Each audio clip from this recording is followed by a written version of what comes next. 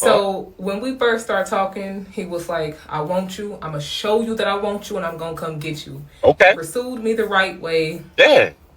He was including me in his future plans. It was cool. And he worked as a chef. Now, when he worked as a chef in fine dining, because for those of you all who are new here, I've been working in fine dining for 6 years. There was a restaurant in California who wanted him real bad. They flew him out, so therefore we started dating long distance. Hey, my baby, I'm gonna keep it a bean with you. That shit don't work. You feel me? That shit don't work. I'll tell you that right now. That shit is not. It might work for a couple months, but it ain't gonna work in the long term. And so they flew him out. He started working in California. Our relationship was, still going okay. And then he missed me, so he flew me out. And all the videos of me going to California are also on here. And he's the only child. And his parents are also in California. So I met his mom, his dad. He's the only child, and his parents are very well off. Everything was big. Everything was, beautiful. But I started to notice he had some problems. A drinking problem. And he would always just tell me, oh, I don't know what it's like to be a chef. Like, especially working in fine dining, everything got to be perfect. Everything comes down on you. Everything got to... Okay. You chose that. Now, I don't know what it's like to be a chef. Correct. But the same people that you're cooking for are the same people I'm serving. Yeah. You cook fine dining and I serve fine dining, and it never drove me to drink. Nevertheless, all that was an excuse right there. That's all it was. It's just an excuse. You know what I mean? It's just like how people that smoke got all the excuses in the world why they smoke. People who drink got all the excuses in the world why they drink. Oh, you don't know I go through this. Like, bro, shut up, bro. It's people that go through that same thing and don't do what you do. We're dating, so I'm just like, what do you think about going to some classes? Getting some help, starting therapy, because he was born and raised in Oakland, California, and he told me a lot of things he'd been through. He watched his only brother, pass away. Due to gun violence, like it was a lot. And he just drank, and he drank so much. And he was a functional drunk. Like he could drink a whole lot, still drive, still work, which was scary to me because he never had a limit. He never knew his limit because there wasn't a limit. What the hell? And I often I get drunk, I'll be ready to pass out. I will let go to rest because if we're talking, these problems will soon become my problems, and I'm already dealing with it watching you. And I asked his mother, you gonna have to tell me what's tea. This is your only child. You know him like the back of your hand. What's going on with him? Like, let me know, please.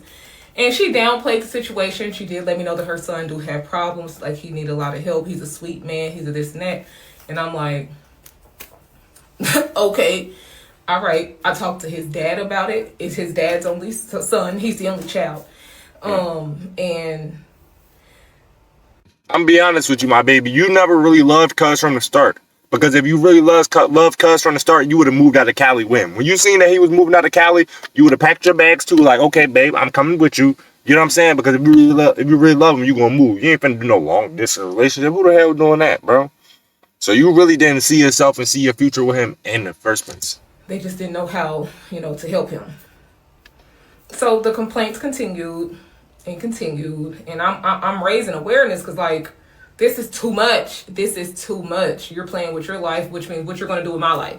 Mm-hmm. We went to look at rings in the past, so I knew he was thinking about proposing, but he decided to do so when he flew me out to San Francisco. And I said no. I said no. I couldn't even imagine a life like that. I'm reaching out to your mom and your dad for help with your problems that you don't even want to acknowledge just because you grew up rough and tough in Oakland. Like, I said no. And I broke up with him. And I came back to Kansas City. And I continued my life. You gonna do Cuz like that? You gonna say no and then break up with him? It ain't even... Nah. But actually... Because, would that even be possible? Like, if a man proposed to a woman... I don't even know if the relationship could keep going after that. Like, I don't know if y'all can just go back to y'all regular relationship and just live, you know what I mean? Keep going out, dating as a boyfriend or girlfriend. Because you just rejected this nigga married. That mean, that's basically saying, that's basically in your face saying, I don't love you. You're not the man I want to be with. I don't love you. So y'all have to break up at that point. There's no coming back from that. It's not like, oh, we just go back home and, you know what I mean, da-da-da, cool, and have our relationship. No. Y'all gotta break up. I understand totally. But yeah, I get what she's saying. Cuz was a drunk. Cuz had problems. You feel me? So I don't know. Why would you even propose, bro? Why would you? You need to fix yourself before you try to take on somebody else's life. Okay, so I just told the story time how I turned down a proposal from this guy that I was dating. So I'm just going to give some follow-up context. We was together for 5 months. Again, he was the only child. Now, 5 months? When he flew me out to San Francisco, because again, a restaurant job wanted him real bad. Okay. And I guess they gave him the pay he wanted, and they flew him out. So then when he then flew me out, it gave me an opportunity to see how he was living, right? Because at that point, if you move to San Francisco, that means, we're dating, I would have to consider moving to San Francisco. Yeah. He was pressuring me. So when I got there, he didn't have anything, car, apartment, all these things. And maybe, the timeline wasn't long enough. Like maybe he didn't have long enough to get a car yet. Maybe he didn't have long enough to get a apartment yet, which is completely understandable. Don't be pressuring me to move there if you don't have anything set up for me. And not only that, he was trying to tell me to sell my home and sell my cars, and we can put a down payment on a house in San Francisco. And I'm like... He said, sell your shit. Sell your shit so I can get something. Because I don't got nothing. I don't got a car. I don't got a crib. I don't got nothing. Sell your stuff so you can cut. Like, bro, you don't got nothing? So you telling me you just moved out there with nothing? Nothing to, you don't got nothing. Honey, I'm not selling a damn thing. And I'm going to keep it a band. Like, I'm not selling nothing that you didn't help me get. Like, your name ain't on my house. Only my name is on my house. These cars is in my name. Like, so I'm not going to sell anything. Period. And he was just so confident saying it. And because he works one job as a chef, and he said when you would have, he works one job as a chef in California. I work 2 jobs here. So he was like, I can sell my house, sell my cars. We can put a down payment on a house in California. And then not only will I sell my house and my cars, he said, and I can also work 2 jobs in California. My life would never get better. So it's just like, I got to work 2 jobs here in Kansas City.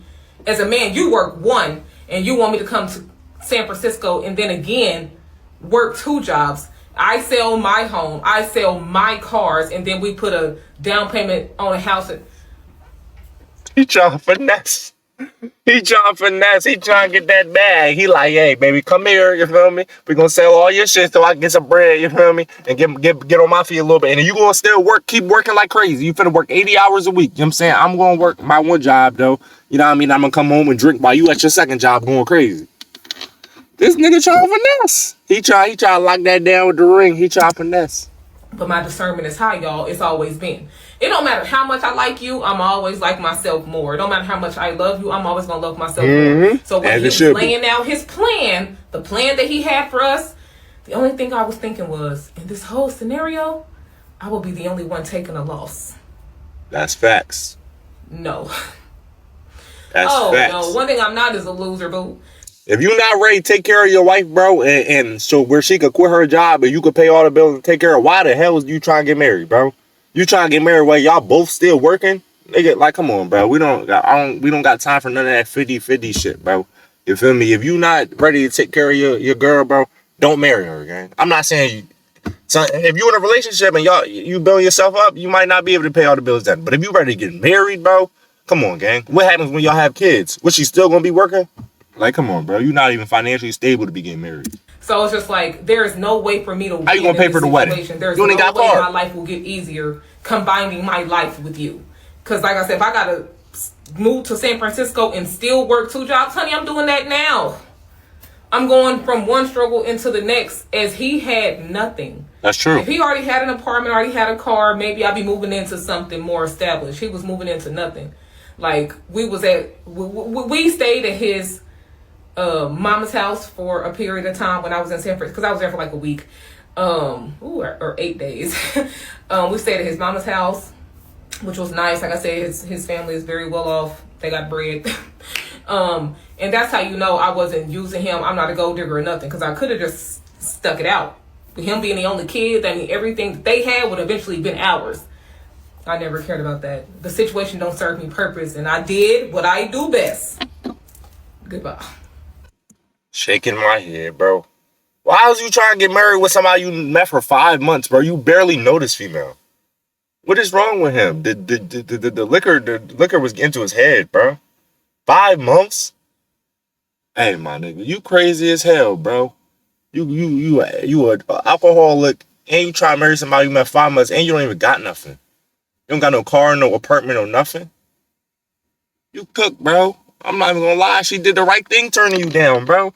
At first, I was like, damn, why you turn out somebody that you really love like that? But, nigga, ain't no love, bro. She knew you for 5 months. 5 months. How can you love somebody you know for 5 months, bro? You don't really know that person. Y'all start living with each other. You don't even know the whole time she crazy. You feel me? The whole time she try to kill you or something. You know what I'm saying, bro? I'm not marrying nobody I'm ever 5 months. Shit, man, 5 years might not even be enough. You feel me?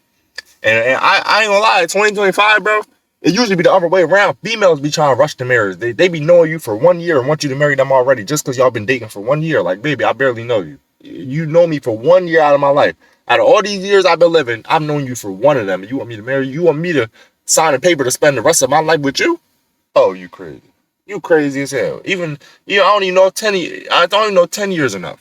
You know what I'm saying? 10 years might not even be enough for you to really I need to see you go through different periods. I need to see you go through different ages, different stages of your life. I need to see you when you're going through a struggle in your life. I need to see you when you're going through happy moments. I need to see you how you act around everybody, how you act around family, how you act around friends. I need to see you how you act when you live here, how you act when you live there, how you do this, how you do that. I need to know everything before I even think about marrying you. You crazy as hell.